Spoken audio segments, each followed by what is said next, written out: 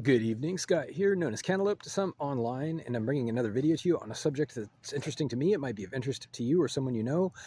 It is Halloween night, October 31st, 2025, and I'm enjoying some nice air and weather outside. It's dark, not sunlight, but it's a really nice night. And I want to discuss plainclothes police operations. I did actually see some plainclothes cops tonight, and it kind of got me thinking about the current events surrounding ICE agents who are going around kind of in the same vein with their masks over their face, and the ongoing trend of covert surveillance and undercover operations that has become standard practice among law enforcement, including and especially sobriety checkpoints and all of the things that are based on sweeping surveillance of the public. So here's the thing. I've talked about this at length previously in my videos, where a crime doesn't happen until it happens.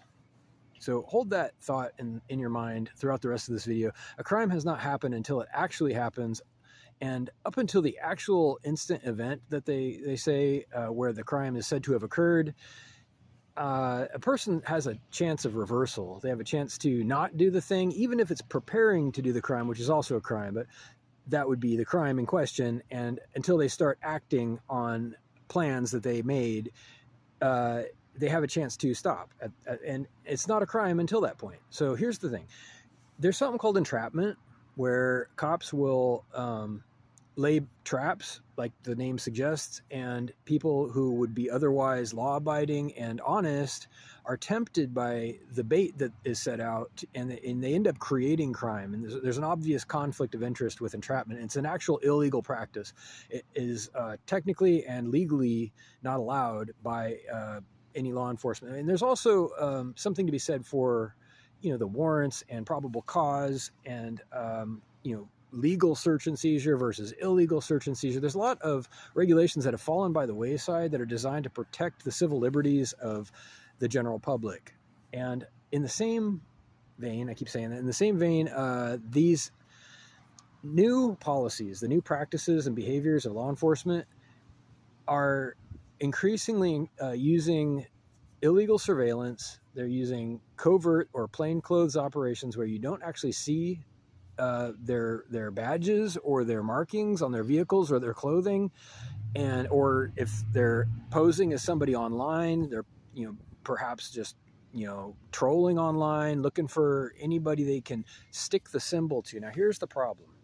The symbol will fit good behavior. Here's the problem. The symbol of something that could be illegal will fit many things that aren't actually illegal, because for it to actually be a crime, as mentioned, it has to occur, and it has to involve some kind of damage outside of a contract, outside of a legal contract.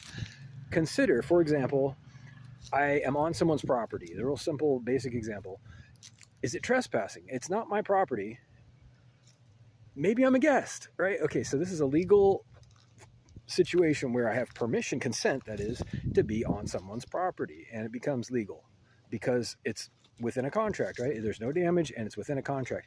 However, if there is damage outside of a contract, that is, if I'm on their property or if I damage their property without their permission, it becomes illegal, it becomes a crime. And this principle is true for every single crime you can think of. So with that said, if cops are in plain clothes trolling around with their label guns, so to speak, just looking for anything it'll stick to, they're going to find a lot of stuff that isn't necessarily a problem. Now, here's a fundamental conflict of interest. It defeats the purpose of justice in principle. It punishes good behavior or neutral behavior, and it creates an atmosphere of paranoia and fear-mongering. Let's be honest. Most of the reason that you don't see as many marked police cars as you used to is to make people scared. It's to make people, their aim is as a deterrent. They want you to kind of be on edge all the time, keep your head down, don't even consider doing a crime, and because you never know if it's going to be a cop or not. All right, so I'm almost to 5 minutes. I just want to wrap up with one final point and suggestion, and that is when it's proper, when undercover work is called for that means that there is probable cause in advance. When there's a sting operation, it should involve something that has already happened that raised enough suspicion to warrant investigation, not just everybody all the time. Here's the difference, right? Not just everybody all the time. It is a difference. It's a big difference.